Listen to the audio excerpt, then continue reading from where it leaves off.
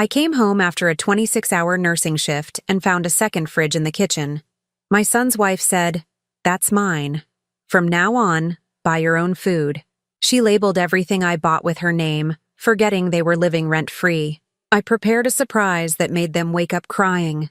I'm glad to have you here. Follow my story until the end and comment the city you're watching from, so I can see how far my story has reached. My legs felt like concrete as I fumbled with my keys at the front door. 26 hours.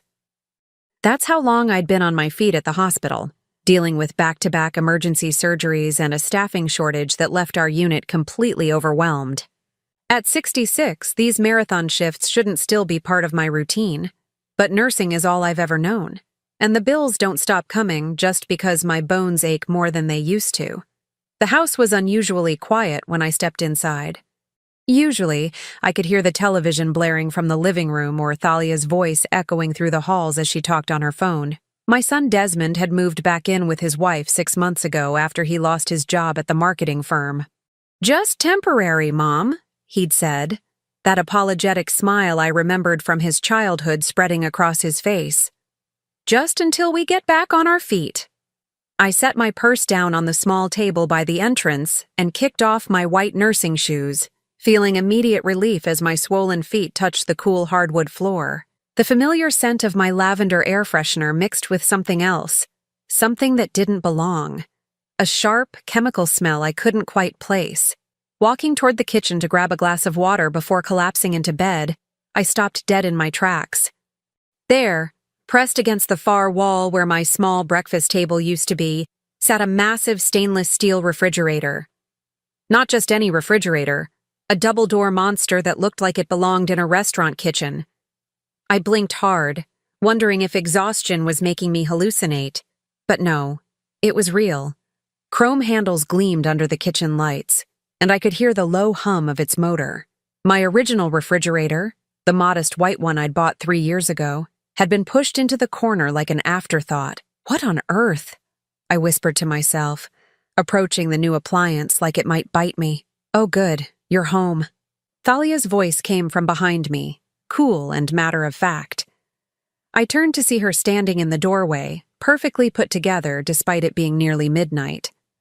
Her blonde hair was pulled back in a sleek ponytail, and she wore one of those expensive athleisure outfits that cost more than I made in a week. "Thalia, what is this?" I gestured toward the refrigerator, confusion making my voice shake slightly. She walked past me and opened the massive doors with a flourish. The interior was completely stocked: organic vegetables, premium meats, imported cheeses, bottles of wine that probably cost more than my monthly grocery budget. Everything was organized with military precision. "This is mine," she said simply, running her manicured finger along one of the shelves. "From now on, you'll need to buy your own food." The words hit me like a physical slap. I gripped the edge of my old refrigerator for support, staring at her in disbelief. "I'm sorry, what did you say?" Thalia turned to face me, and for the first time, I saw something in her eyes I'd never noticed before. Something cold, calculating. "I said this is my refrigerator, Estelle. For my food. You'll need to make other arrangements for your groceries." She opened my old refrigerator and began pulling out items. The milk I'd bought 2 days ago.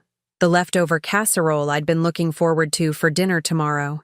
Even the bottle of orange juice I kept for my morning routine. Each item disappeared into her hands as she examined the labels.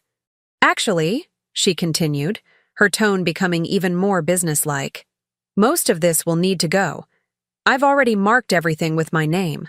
She held up a roll of small white stickers, the kind you might use for a yard sale. "See?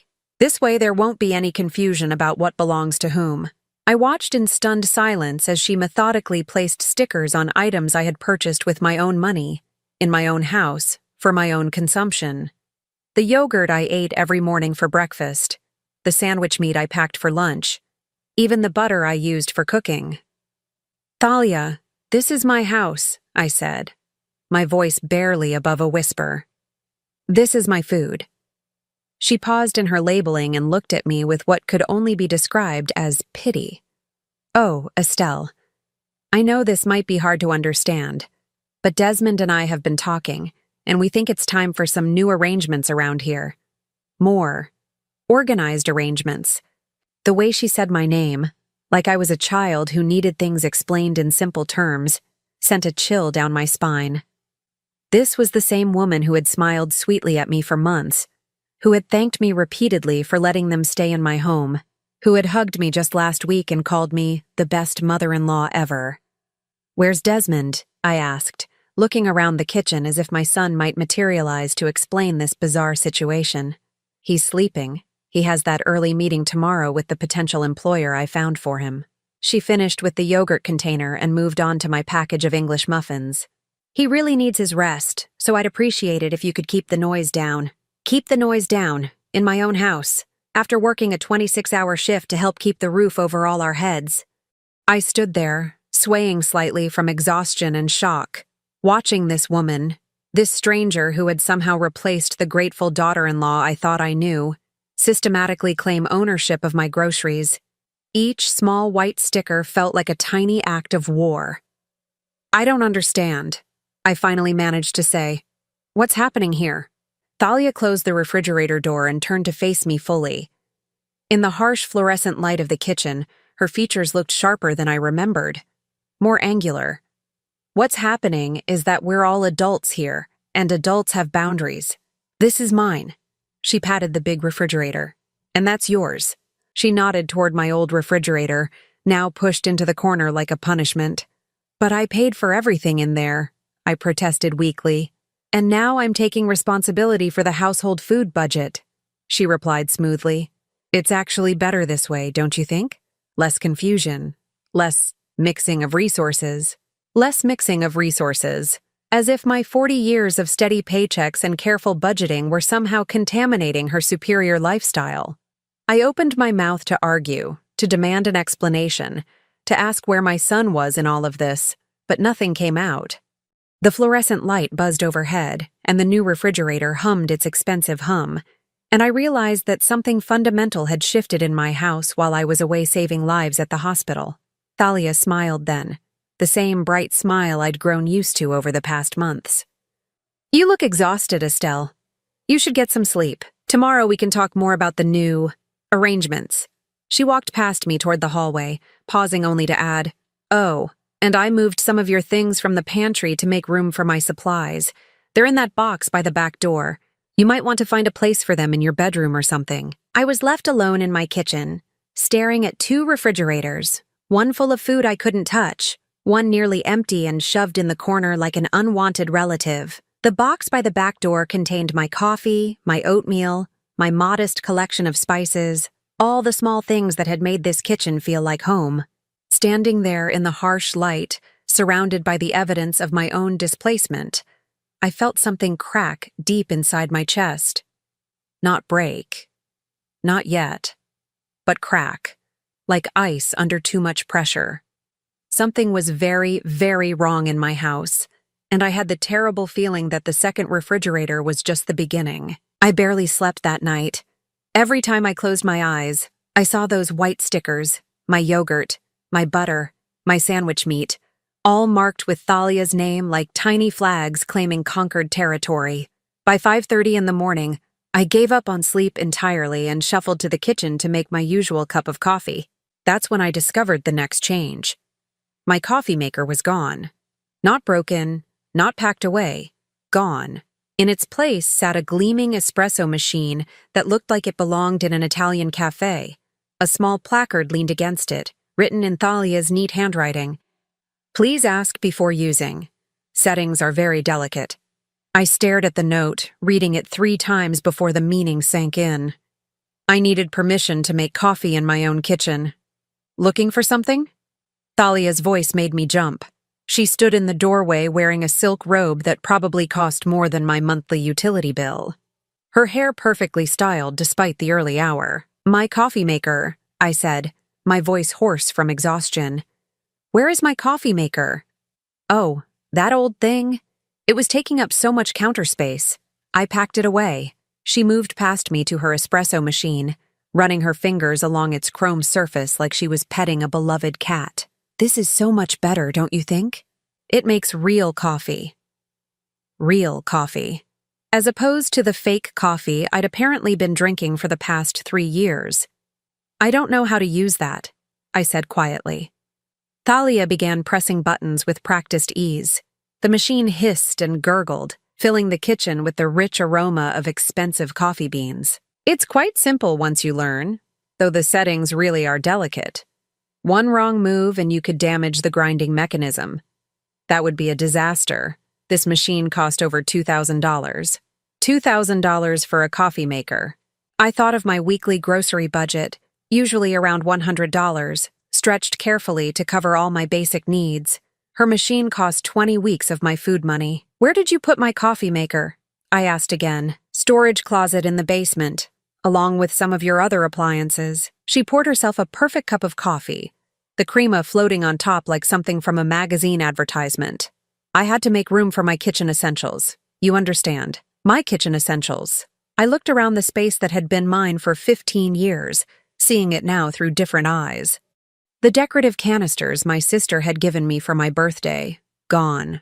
The small herb garden I'd kept on the windowsill, replaced with some architectural succulent arrangement. Even my kitchen towels had been swapped out for expensive-looking ones in shades of gray and white.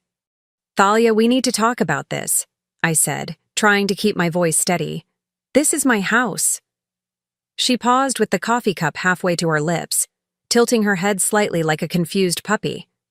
Of course it is, Estelle. But we all live here now, don't we? It makes sense to optimize the space for everyone's comfort. Everyone's comfort or just yours? Her smile never wavered, but something flickered behind her eyes. I don't know what you mean. Before I could respond, Desmond appeared in the doorway. My 42-year-old son looked rumpled and bleary-eyed, wearing the same wrinkled polo shirt he'd had on yesterday. Morning, Mom? He mumbled, barely making eye contact. Desmond, we need to discuss these changes your wife has been making, I said, gesturing around the transformed kitchen. He glanced nervously at Thalia, who had moved to stand beside him, her free hand resting possessively on his arm. What changes? The refrigerator, the coffee maker, all my things being moved around without discussion. Oh, that. He rubbed his face with his hands, still not quite meeting my gaze. Yeah, Thalia mentioned she was going to organize things better. Makes sense, right? More efficient. Efficient for whom?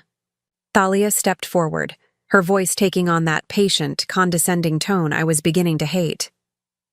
Estelle, I know change can be difficult for people your age, but this really is better for everyone. You're working such long hours. When was the last time you had time to cook a proper meal? Or maintain a decent grocery inventory? This way, you don't have to worry about any of that. People your age. The phrase hit like a slap. I was 66, not 96. I'd been managing my own household perfectly well for decades. I don't want you managing my grocery inventory, I said, my voice getting stronger. I want my coffee maker back. I want my things back where they belong. Desmond shifted uncomfortably, looking anywhere but at me. Mom, maybe we could compromise? I mean, if Thalia's willing to handle more of the household stuff, doesn't that make things easier for you? It would, Thalia agreed quickly, if everyone could just be a little more flexible. She moved to the big refrigerator and opened it, revealing shelves packed with expensive food. I've already done all the meal planning for the week. Everything's organized by day and by nutritional requirements. It's actually quite sophisticated. I stared at the color-coded containers, the precisely arranged produce, the rows of bottled water that probably cost more than my monthly phone bill. It was impressive, I had to admit. It was also completely foreign. A kitchen system designed by and for someone who had never worried about the price of groceries.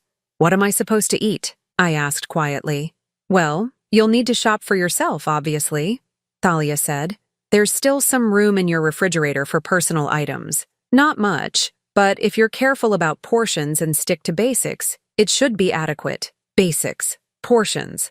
Like I was a tenant renting space in my own kitchen. I can't afford to buy all my own groceries and pay all the household bills, I said, the admission scraping against my throat. An uncomfortable silence filled the kitchen. Desmond studied his feet, Thalia arranged her already perfect hair. Finally, Thalia spoke, her voice dripping with false sympathy. "Oh, Estelle, I didn't realize money was such a concern. Maybe it's time to think about adjusting your situation?" "What kind of adjusting?" "Well, you're working such demanding hours at your age. It can't be healthy. Maybe it's time to consider retirement, or at least cutting back to part-time." My heart started pounding. Retirement meant living on Social Security, maybe $1,200 a month if I was lucky. Part-time meant even less. There was no way I could maintain this house, pay utilities, buy food, and cover my medications on that kind of income. "I can't retire," I said. "I need to work." "But if you didn't have to worry about maintaining such a large house," Thalia continued smoothly, "you might find you need less money than you think. There are lovely senior communities where everything's taken care of for you. No cooking, no cleaning, no worries about household management. Senior communities." She was talking about moving me out of my own house. I looked at Desmond, waiting for him to speak up, to defend me, to tell his wife that this was his childhood home and his mother wasn't going anywhere. Instead, he cleared his throat and said, "Maybe we should all think about what's best for everyone involved." What's best for everyone involved. Not what was best for me, what was best for everyone. Standing there in my transformed kitchen, surrounded by appliances I wasn't allowed to use and food I wasn't allowed to eat, I felt something fundamental shift inside me. The crack that had started the night before widened into something deeper, something that might eventually become dangerous. "I need to get ready for work," I said, my voice barely above a whisper. "Oh, you're working again today?" Thalia asked, sounding genuinely surprised. "After yesterday's marathon shift? That seems unwise." "Bills don't pay themselves," I said, heading for the hallway. "Actually," Thalia called after me, "I meant to mention, I'd appreciate it if you could use the back entrance when you come home from work. Your uniform shoes are quite loud on the hardwood, and the sound carries to our bedroom. We really need our sleep." I stopped walking but didn't turn around. Use the back entrance, like a servant, like hired help. "Of course," I said quietly. "I wouldn't want to disturb you." As I climbed the stairs to my bedroom, the only space in the house that still felt like mine, I could hear them talking in low voices in the kitchen, planning more changes, no doubt, more optimizations, more ways to make my own home more comfortable for everyone except me. I closed my bedroom door and leaned against it, my hands shaking as I tried to process what was happening. 6 months ago, my son had asked for temporary help. Now his wife was systematically erasing me from my own life, and he was letting her do it. But as I got dressed for another long shift at the hospital, one thought kept circling through my mind. Thalia had made a crucial mistake in all her reorganizing and optimizing and territory claiming. She had forgotten that this house was still in my name, and my name alone. The 3rd week of living under Thalia's new regime had worn me down to nothing. Every morning brought fresh humiliations. My toothbrush moved from the bathroom counter to a drawer, my favorite chair in the living room repositioned to face the wall, even my mail opened and sorted by someone else's standards. But it was the casual cruelty that hurt most. The way Thalia would ask loudly if I'd remembered to wipe my feet before entering her clean kitchen. The way she'd sigh dramatically whenever I used the wrong entrance or forgot one of her ever-expanding house rules. That Tuesday evening, I came home from another grueling shift to find a note taped to the front door. "Estelle, please use side entrance. Having guests for dinner. Thank you for understanding." Tea. Guests. In my dining room, using my china, sitting at my grandmother's table. I walked around to the side of the house, my nurse's bag heavy on my shoulder, and let myself in through the laundry room like some kind of unwanted relative. The sounds of laughter and conversation drifted from the dining room as I climbed the back stairs to my bedroom. Through the banister, I caught glimpses of well-dressed people holding wine glasses, their voices animated and happy. Thalia's friends, no doubt. People who would never know that the woman hosting this elegant dinner party was living rent-free in someone else's home. I closed my bedroom door and sank onto my bed, every muscle in my body screaming from the 12-hour shift. The orthopedic unit had been brutal today. 3 hip replacements, 2 knee surgeries, and an elderly woman who kept crying for her deceased husband. I'd held her hand during the worst of it, whispering reassurances I wasn't sure I believed myself anymore.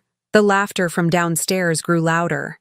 Someone was telling a story about a vacation in Europe, their voice carrying the casual confidence of someone who'd never worried about money. I pressed my pillow over my head, but it didn't help. The sound of my own exclusion seeped through the floorboards like poison. Around 11 o'clock, long after the guests had gone home, I crept downstairs to get a glass of water. The house was dark, except for a thin line of light under Desmond and Thalia's bedroom door. As I passed by on my way to the kitchen, I heard voices, low but urgent. "She's becoming a problem," Thalia was saying. I froze, my heart hammering against my ribs. They were talking about me. "She'll adjust," Desmond replied, but his voice lacked conviction. "She just needs more time." Time for what? To accept reality? "Desmond, your mother is 66 years old and working herself into the ground. It's not sustainable. The job market is tough right now. Once I find something steady..." "That's not what I'm talking about." There was a pause, and when Thalia spoke again, her voice was clearer, more focused. "I'm talking about the bigger picture. This house is worth what? 400,000? Maybe more in today's market? 400,000. My breath caught in my throat. I'd had no idea the house had appreciated that much since I'd bought it 15 years ago for 180,000. "I guess," Desmond said uncertainly. "Why? Because your mother is sitting on a gold mine while working herself to death for what? 60,000 a year? 70 at most? Thalia, what are you getting at?"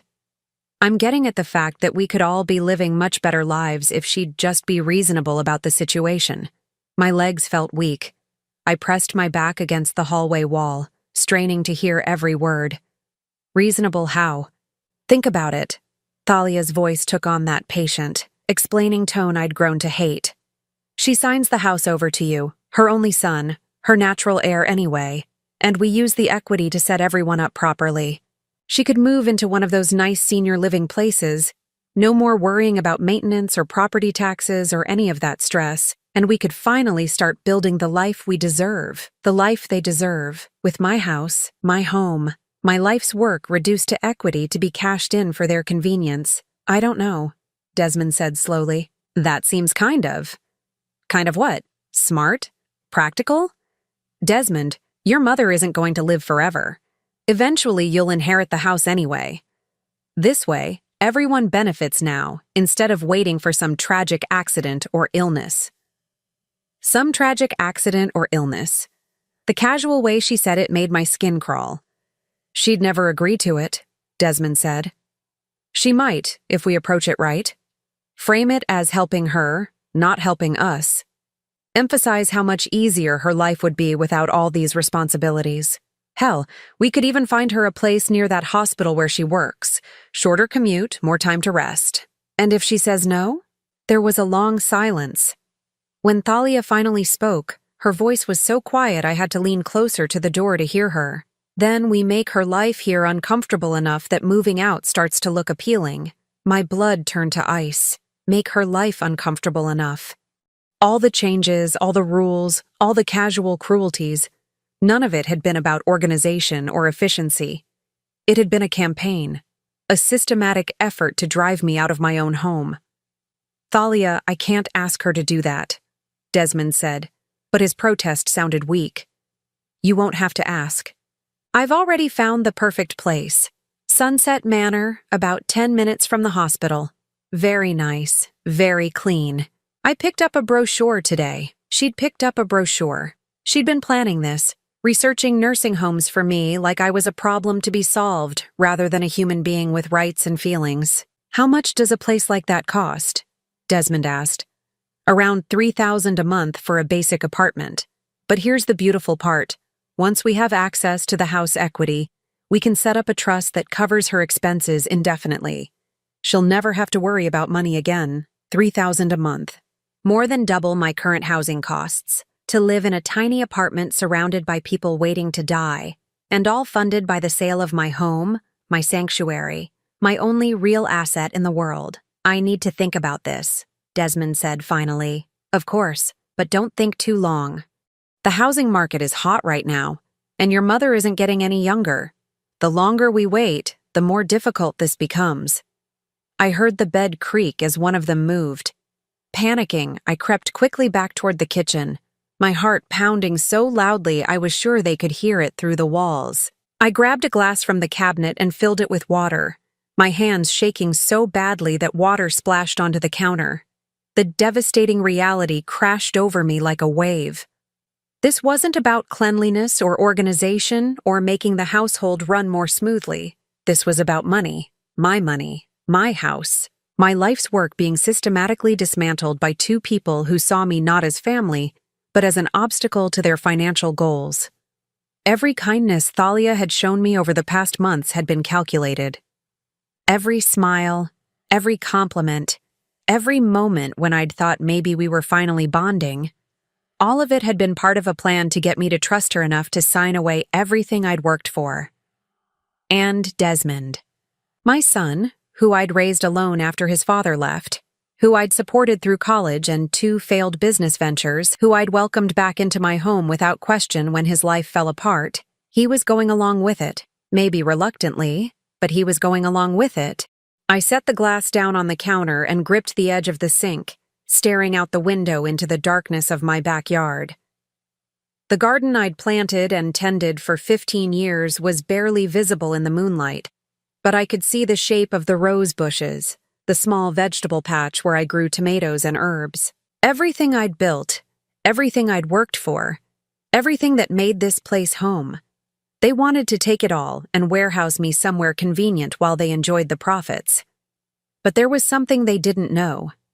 Something Thalia had missed in all her research and planning. I wasn't just a tired old nurse they could manipulate and discard. I'd been taking care of difficult people for 40 years. I'd dealt with demanding patients, manipulative family members, and doctors who thought they could push me around because I was just a nurse. I'd learned to be strategic, I'd learned to be patient, and I'd learned to fight back when fighting was the only option. Standing in my kitchen, no matter what labels Thalia put on the refrigerator, I felt something shift inside me. The hurt and confusion of the past weeks crystallized into something harder, something focused. They thought they were dealing with a helpless old woman who could be frightened into giving up everything she'd worked for. They were about to discover just how wrong they were. The water in my glass had gone warm, but I drank it anyway, swallowing it like medicine. Tomorrow, I would start making some changes of my own, changes they weren't expecting. Changes that would remind them exactly whose name was on the deed to this house. I called in sick for the first time in 3 years. The lie came easily when I phoned the charge nurse at 6 in the morning. Food poisoning, I said, making my voice weak and apologetic. I'm so sorry for the short notice. Don't worry about it, Estelle. You never call out. Take care of yourself, Nancy replied, and I almost felt guilty for the deception. Almost. But I had more important things to do than feel guilty. While Thalia and Desmond slept peacefully in what they'd begun treating as their master bedroom, I was already dressed and planning my day. I'd heard Thalia telling her friend on the phone that they'd both be out until evening. Some job interview for Desmond followed by lunch with her sister. Perfect. My first stop was downtown, to the law office of Margaret Chen. Maggie and I had been friends since nursing school 45 years ago, back when we were both young and idealistic and thought we could save the world one patient at a time. She'd switched to law after 5 years of nursing, but we'd stayed close. She was the only person I trusted completely, and more importantly, she was the only person who knew my full financial situation. Estelle, this is a surprise, Maggie said, looking up from her desk as her secretary showed me in. At 67, she was a year older than me but looked at least 10 years younger. Money and power were excellent preservatives, apparently. Are you okay? You look. Terrible, I know, I said, settling into the leather chair across from her desk. That's actually why I'm here. I told her everything. The refrigerator, the rules, the systematic erosion of my place in my own home. Most importantly, I told her about the conversation I'd overheard the night before. Maggie listened without interruption, her expression growing darker with each detail. When I finished, she leaned back in her chair and shook her head. Jesus, Estelle. This is elder abuse. Textbook psychological manipulation with the clear intent to commit financial fraud. Can they actually do it? Force me to sign over the house? Not legally, no. But they can make your life hell until you give in, which it sounds like they're already doing. She pulled out a yellow legal pad and started making notes. Tell me about the house. When did you buy it? Is it paid off? Any liens or mortgages? Bought it in 2008 for $180,000. Paid it off completely 3 years ago with money from my retirement account. The memory of that final payment still gave me satisfaction. After decades of rent and mortgages, I'd finally owned something completely. And it's in your name only? Yes. Robert and I were already divorced when I bought it. She scribbled more notes. Current market value?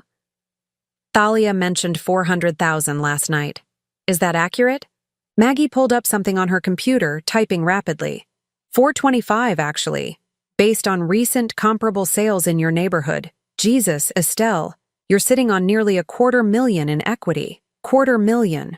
No wonder Thalia's eyes had gotten so bright when she talked about the housing market. What are my options? I asked. Several. First, I can draft a formal letter to both of them documenting their behavior and making it clear that any attempt to coerce you into signing over property will result in criminal charges. That sounds like escalation. I'm not ready for war yet. Maggie raised an eyebrow.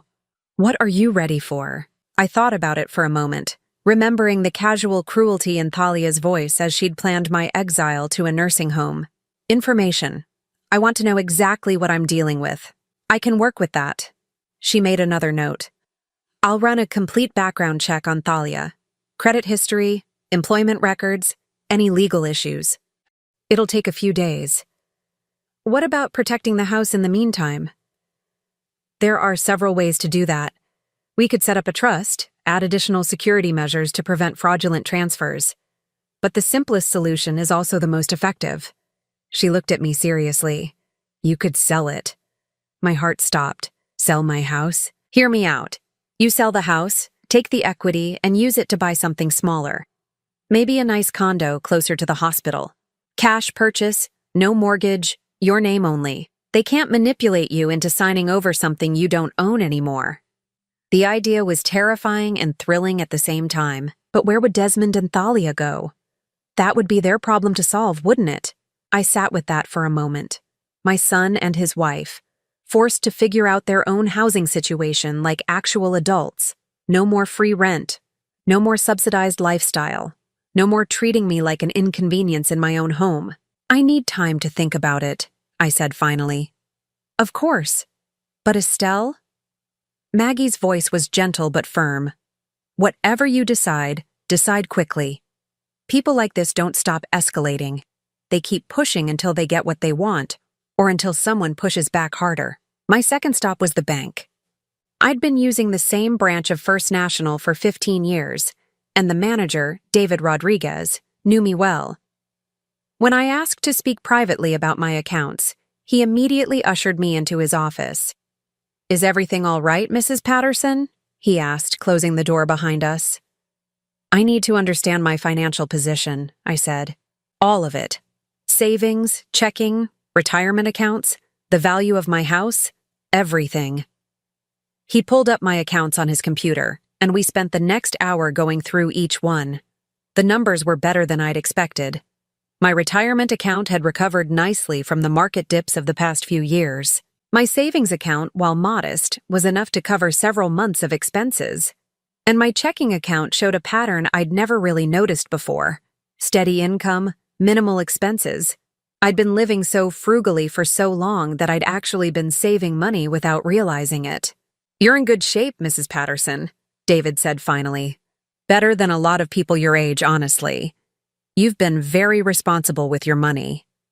Responsible, frugal, careful. All the things Thalia thought made me weak actually made me strong.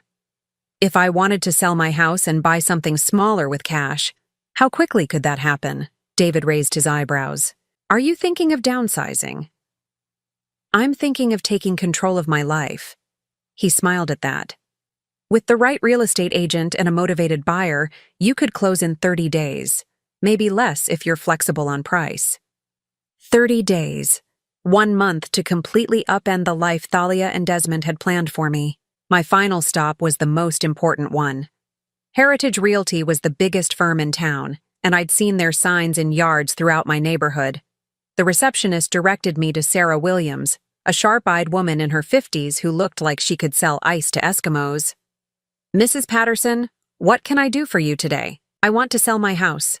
Quickly and quietly. Sarah's expression sharpened. How quickly? Is 30 days possible? For the right property at the right price, anything's possible. She pulled out a tablet and started asking questions. Address, condition of the house, any recent improvements, timeline for moving out. I'll need to see the property, of course. But based on what you're telling me and the current market conditions, I think we could list it at $410,000 and have offers within a week. $410,000. Even after real estate commissions and closing costs, I'd walk away with close to $375,000. More money than I'd ever had in my life. There's one condition, I said. I need complete discretion until we have a firm offer. No yard signs, no online listings that show the address.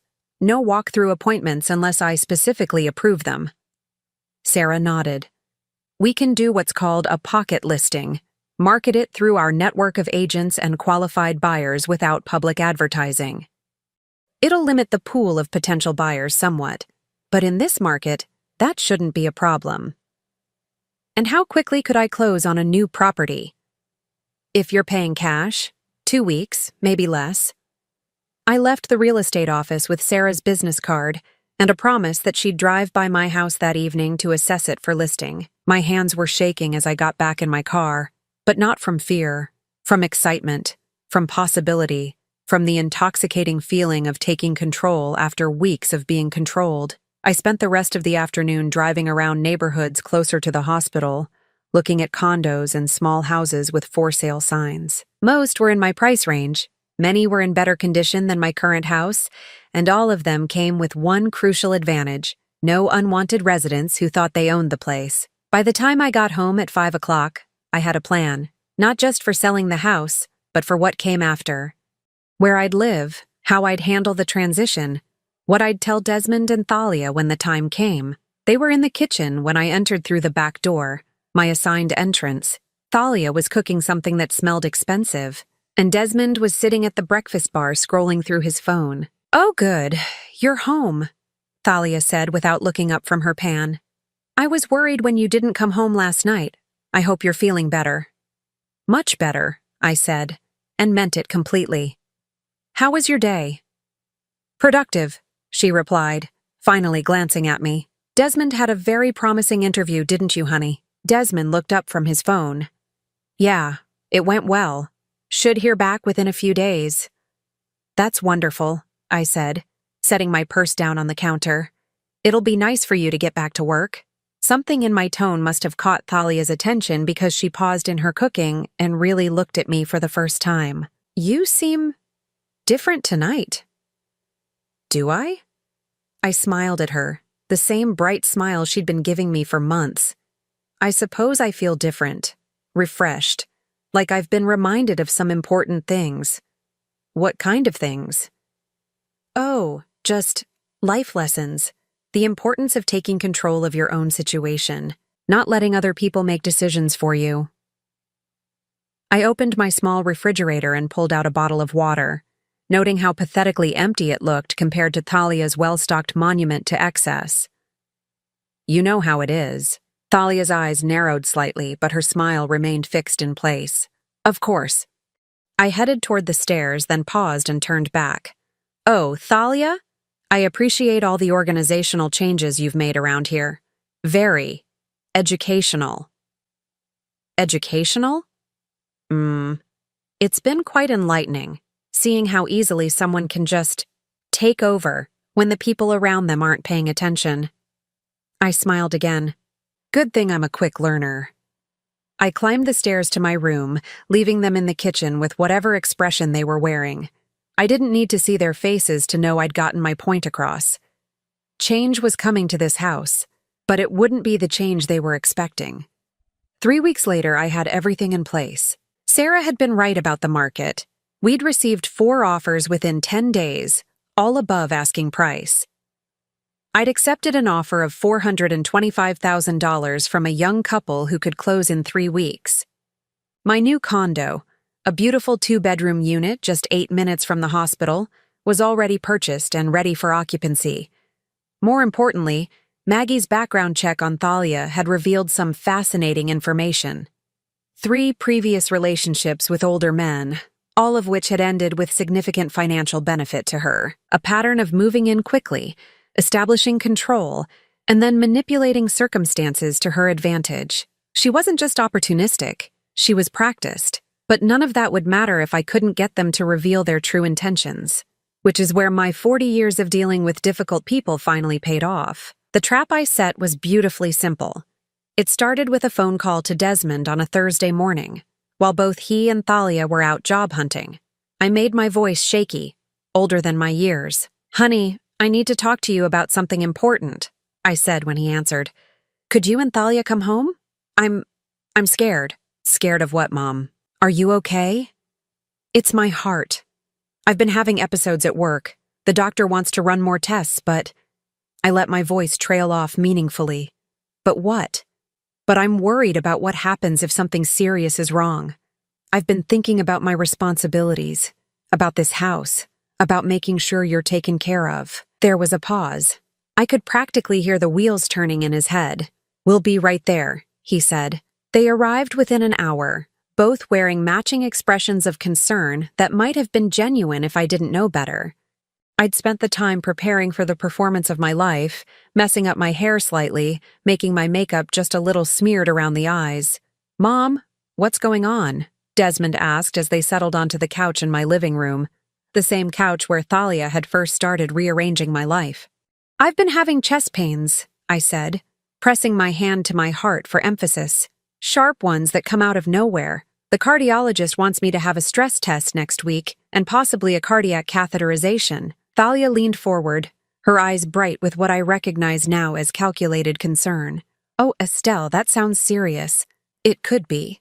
And it's made me realize that I need to get my affairs in order." I reached into my purse and pulled out a folder I'd prepared. "I've been thinking about what you said, Thalia. About senior communities. About how hard it is for me to maintain this big house." Her breath caught almost imperceptibly. "Have you? I think you were right. I'm getting older, and working these long shifts is taking a toll. Maybe it is time for a change." Desmond shifted uncomfortably. "Mom, you don't have to make any big decisions right now. Let's see what the doctors say first." But Thalia wasn't going to let this opportunity slip away. "Actually, Desmond, your mother's being very wise. Planning ahead, making sure she's taken care of properly. That's exactly what someone in her position should be doing." I nodded gratefully. "That's what I thought, and I've been looking into some of those places you mentioned. Sunset Manor seems very nice." "It's lovely," Thalia said quickly. "I actually have more information about it if you'd like to see." Of course she did. Probably a complete financial breakdown of how they'd spend my house money. "I'd appreciate that. But there's something I need to discuss with both of you first." I opened my folder and pulled out a document I'd had Maggie prepare. An official-looking form that was actually meaningless, but would serve my purposes perfectly. "What is it?" Desmond asked. "It's a preliminary estate planning document. If I'm going to move into senior living, I need to make sure this house is properly transferred, for tax purposes and estate planning." Thalia's eyes locked onto the paper like a hawk spotting prey. The lawyer explained that I could transfer ownership now while I'm alive and avoid probate issues later. It would be much cleaner than waiting until... I let the implication hang in the air. "Mom, you don't need to think about that stuff," Desmond said, but his voice lacked conviction. "Actually," Thalia interrupted, "that's very smart planning. A lot of people don't realize how complicated estate issues can become. This way, everything's clear and legal." She was practically salivating. I had to suppress a smile. The thing is, I continued, I'd need someone I trust to take over the property. Someone who could handle the responsibilities, maybe even help with some of the transition costs. Of course, Thalia said immediately. We'd be honored to help however we can. You would? I made my voice tremulous with gratitude. Even though it would mean taking on the property taxes and insurance and maintenance, that's such a financial responsibility. We can handle it, Thalia said firmly, shooting Desmond a warning look when he started to speak. And you wouldn't mind if I stayed in the house for a little while longer? Just until I find the right senior community and get settled? Naturally, Thalia said. You'd be welcome to stay as long as you need. Welcome to stay. In my own house. The audacity was breathtaking. There's just one thing, I said, pretending to study the document. The lawyer mentioned something about a preliminary transfer process, something to make sure everything's legal and binding before we finalize the arrangements. Both of them leaned forward. What kind of process? Thalia asked. Well, I'd need to sign a letter of intent, stating my plans to transfer the property. And you'd both need to sign acknowledgement forms, confirming your willingness to accept the responsibility. I pulled out 2 more papers Maggie had prepared, these ones very real and very legally binding. What exactly would we be acknowledging? Desmond asked, some instinct for self-preservation finally kicking in. Just that you understand the full scope of what you're agreeing to take on. The property taxes, about $4,000 a year. The insurance, another $1,800 annually. Maintenance and repairs, which average about $3,000 a year for a house this age. Utilities when I'm not here to cover them. I watched Thalia's face as the numbers sank in. Nearly $9,000 a year in carrying costs, not counting mortgage payments they didn't know didn't exist. Of course, she said smoothly. Once the property transfer is complete, we'd have access to the equity to cover those expenses. Oh no, I said, shaking my head sadly. That's not how it works. The equity stays locked up until I actually move out and we sell the house. This preliminary transfer is just to establish legal responsibility. Very common in estate planning, according to the lawyer. The light in Thalia's eyes dimmed slightly. How long would that arrangement last? Well, that depends on how long it takes me to find the right place and arrange my affairs. Could be 6 months, could be a year. Maybe longer if my health situation becomes complicated. A year of carrying costs with no access to equity. I could see her calculating, trying to figure out if the eventual payoff was worth the upfront investment. I understand this is a lot to ask, I continued. Maybe I should look into other options. Perhaps one of my colleagues from the hospital would be interested in a rent-to-own arrangement. No, Thalia said quickly. We want to help, don't we, Desmond? My son looked like he'd rather be anywhere else in the world, but he nodded. Of course, Mom. If that's what you want. You're both so kind, I said, reaching for a pen. Should we make this official then? I signed my name to the meaningless letter of intent with a flourish, then handed the pen to Thalia.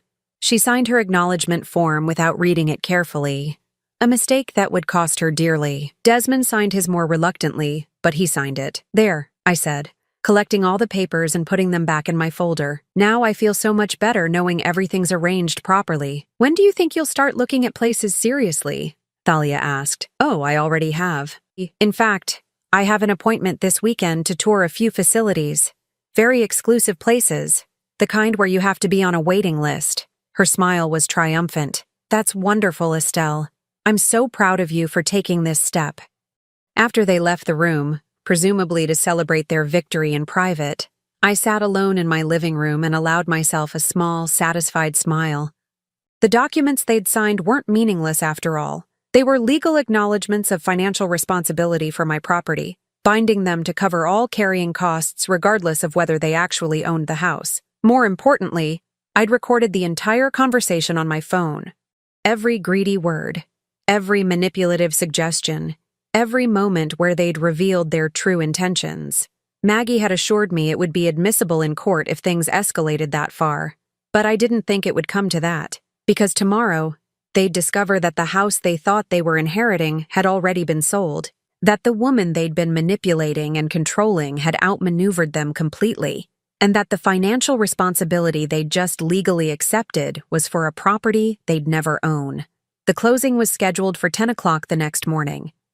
By noon, Desmond and Thalia would learn that their perfect plan had one fatal flaw. They'd underestimated the woman they were trying to cheat. I'd spent weeks being treated like a burden, a problem to be solved, an obstacle to their happiness. Tomorrow, they'd discover what happened when you tried to con someone who'd spent 4 decades learning how to read people's true intentions.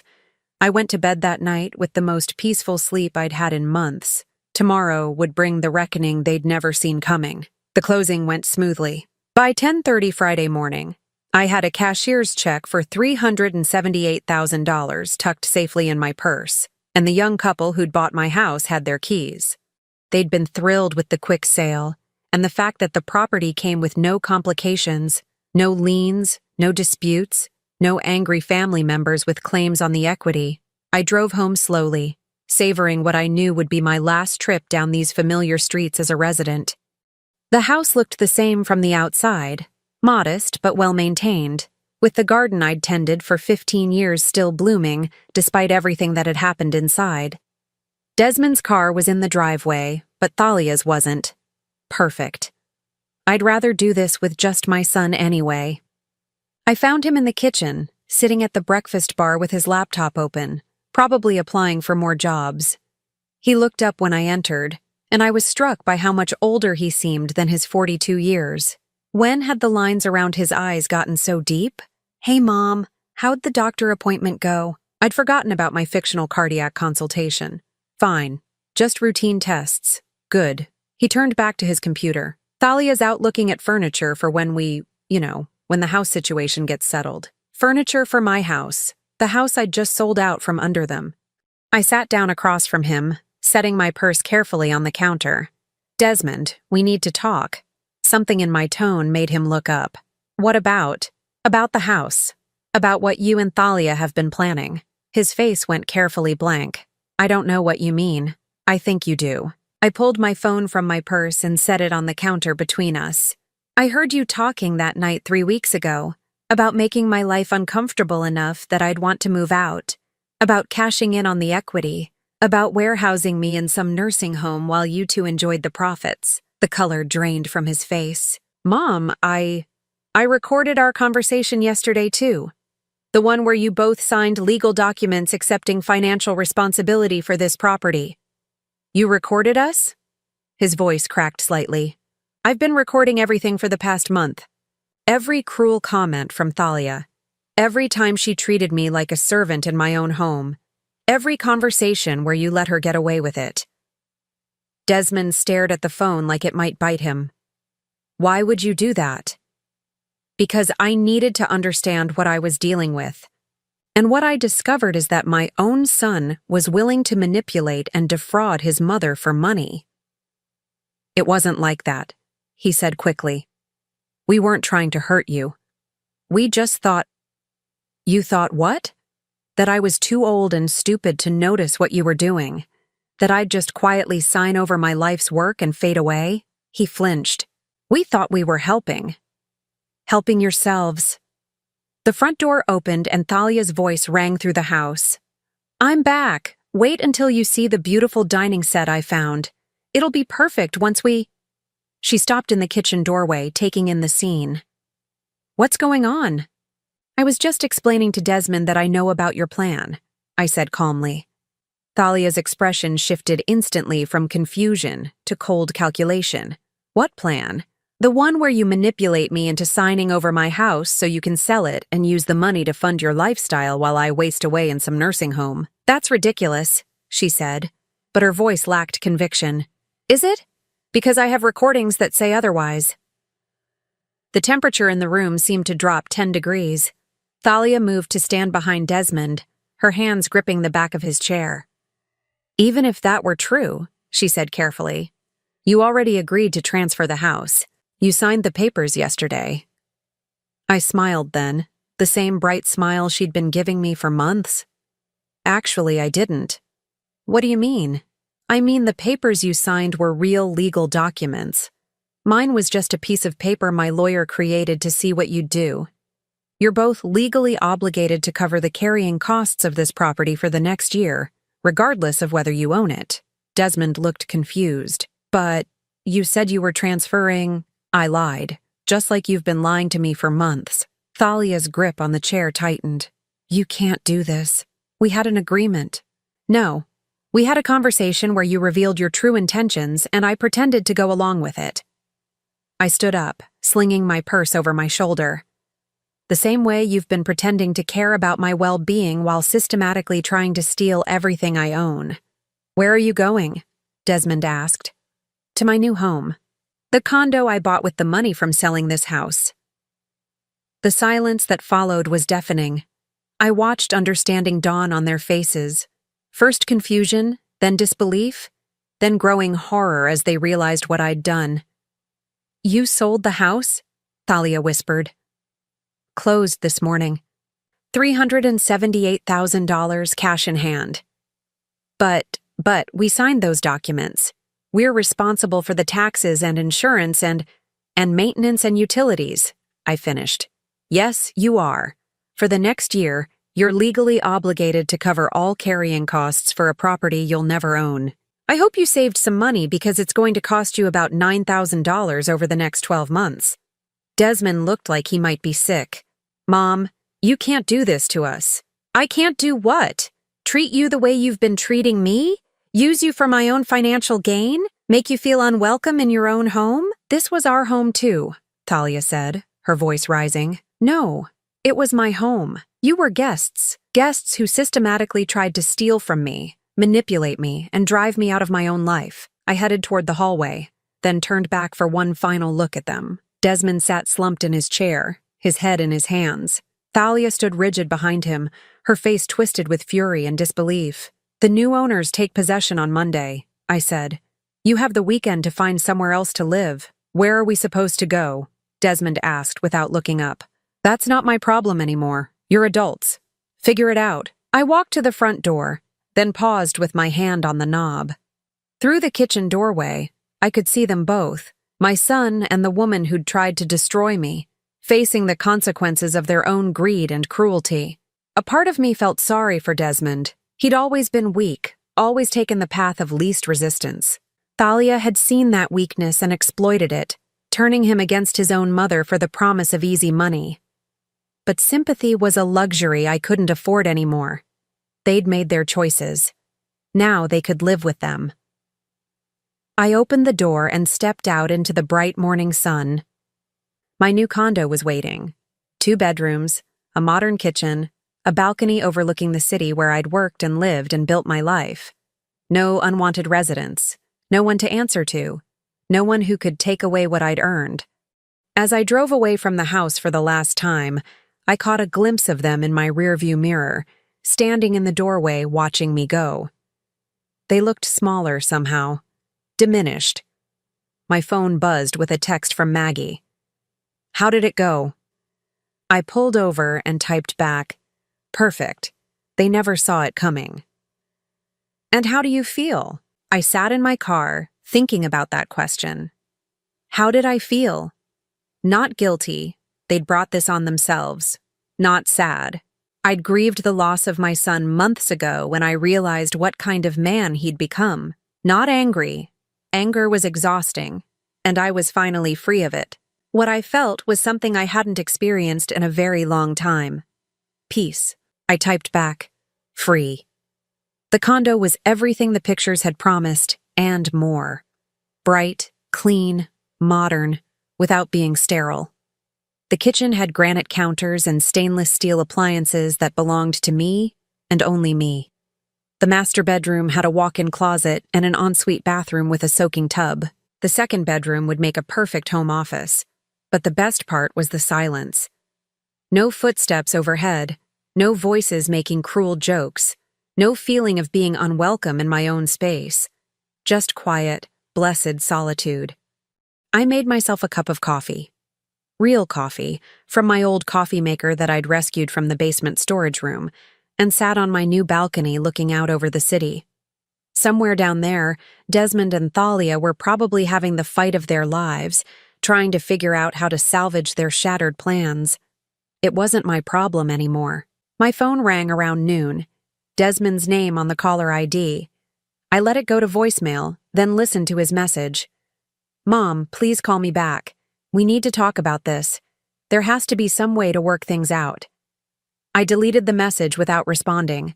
An hour later, Thalia called. Her voicemail was less conciliatory. "You think you're so clever, don't you? But this isn't over, Estelle. You can't just abandon your family and think there won't be consequences." I blocked her number.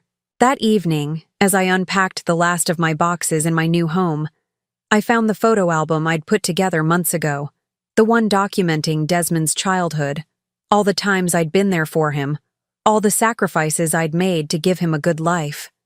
I flipped through the pages one last time, looking at pictures of birthday parties and Christmas mornings, school plays and baseball games. The little boy in those photos bore no resemblance to the man who'd tried to steal my home. I closed the album and put it in the back of my bedroom closet. Some chapters in life were meant to stay closed. 6 months later, I was settling into my new routine beautifully. Work was less stressful with the shorter commute, and I'd even started taking some of the optional training classes I'd never had time for before. My savings account was growing steadily without the burden of supporting 2 additional adults. I heard through mutual acquaintances that Desmond and Thalia had moved in with her parents temporarily, then later rented a small apartment across town. Their relationship had apparently suffered under the strain of their failed scheme. Turns out that couples united primarily by greed don't handle disappointment well. Desmond had found work eventually, but at a much lower salary than he'd expected. Thalia had discovered that the job market wasn't particularly welcoming to someone whose primary qualification was manipulating elderly people. I felt nothing when I heard these updates. No satisfaction, no pity, no regret. They were strangers to me now, people whose names I recognized but whose lives no longer intersected with mine. That was exactly how I wanted it. On my 67th birthday, I treated myself to something I'd never done before. A weekend trip to the coast just because I could. I sat on the beach watching the sunset, listening to the waves, feeling the salt air on my face. For the first time in years, I wasn't taking care of anyone but myself. I wasn't worrying about anyone else's problems or needs or demands. I was just a woman sitting on a beach, watching the end of another day, knowing that tomorrow would bring whatever it brought and I'd handle it on my own terms. It was the most beautiful sunset I'd ever seen. Now, I'm curious about you who listened to my story. What would you do if you were in my place? Have you ever been through something similar? Comment below. And meanwhile, I'm leaving on the final screen 2 other stories that are channel favorites, and they will definitely surprise you. Thank you for watching until here.